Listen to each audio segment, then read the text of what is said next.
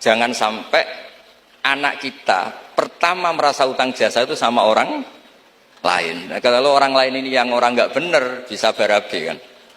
Ada filosofi ilmiah yang nggak bisa diganggu gugat. Ini harus kita camkan. Misalnya begini, al-insan abdul ihsan.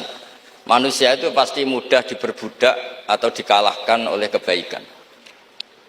Singkat cerita ada seorang kiai waroi zuhud, di rumah nggak ada TV, nggak ada HP, nggak ada motor. Saking inginnya anak itu nggak terkontaminasi TV, nggak terkontaminasi HP, juga nggak sering keluyuran ada motor. Tapi apa yang terjadi? Anaknya ini malah pertama punya HP atau memakai HP dipinjemin temannya. Kebetulan temannya itu tidak sholat. Pertama naik motor juga dipinjemin orangnya yang nggak sholat. Pertama tahu TV juga di tetangga, komunitas keluarga yang tidak sholat. Sehingga perasaan anak ini hanya punya utang jasa sama orang yang tidak sholat. Lama-lama kenangannya apa? Ternyata orang yang tidak sholat itu lebih manusiawi ketimbang yang sholat. Singkat cerita anak ini akhirnya nggak sholat. Ketika anaknya itu nggak sholat, orang tuanya itu coro jawan itu tobat, minta maaf sama bapak, sama saya. Era kiai saya minta, karena melihat Mbah Maimun itu di rumahnya ya ada TV, bapak saya di rumah ada TV, juga ada motor.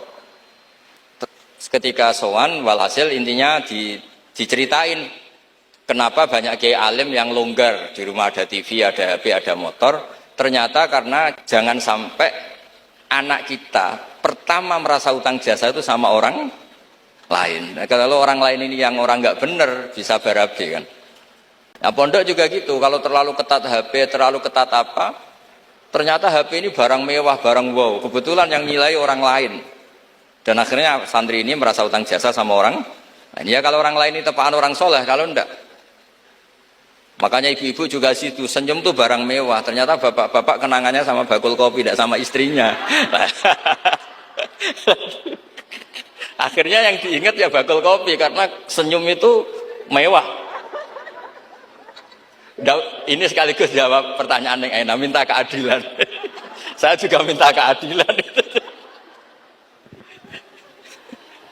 Ya itu sudah komplit, jawaban itu sudah. Pokoknya kita kondisikan al-insan abdul ihsan. Jadi itu tidak bisa ndak. Makanya ngelola anak-anak itu ya harus hati-hati, ngelola istri, ngelola suami, ngelola komunitas masyarakat. Kenapa kiai itu harus dermawan? Kenapa orang baik harus dermawan? Kalau yang dermawan orang fasik, pasti orang fasik ini yang punya pengaruh, karena al-insan abdul ihsan. Makanya ini kembali lagi ke kitab Ar-Risalah tadi. Saya berkali-kali kalau ngaji bilang, tasodaku walau bitol koti wajin. Kamu disuruh sodako meskipun senyum. Senyum itu dalam fikih formal dikatakan sunat. Tapi dalam konteks sudah kompetisi, itu bisa wajib. Di rumah nggak pernah ada senyum, di warung kopi ada senyum terus. Kira-kira menang mana? Sama. Ketemu preman, disuguhi kopi, senyum. Sowan kiai diamu itok. Akhirnya masyarakat mau ke preman, karena di sini lebih dimanusiakan ketimbang kalau sowan kiai dimarah-marahin tok. Akhirnya konsep Nabi Tolkoti Wajin tidak lagi kita katakan sunat, tapi wajib. Makanya berarti ibu-ibu senyum sama suaminya wajib. Tapi kalau disenyumin terus ya wong lanang ya dablek, itu dikira nggak pernah salah. Berarti marah juga. Sudah usah diwajibkan, sudah dilakukan, alhamdulillah. Sehingga perasaan anak ini hanya punya utang jasa sama orang yang tidak sholat. Lama-lama kenangannya apa? Ternyata orang yang tidak sholat itu lebih manusiawi ketimbang yang sholat. Singkat cerita anak ini akhirnya nggak sholat. Ketika anaknya itu nggak sholat, orang tuanya itu coro jawan itu tobat, minta maaf sama bapak, sama saya. Era kiai saya minta, karena melihat Mbah Maimun itu di rumahnya ya ada TV, bapak saya di rumah ada TV, juga ada motor. Ketika sowan, walhasil intinya diceritain kenapa banyak kiai alim yang longgar, di rumah ada TV, ada HP, ada motor.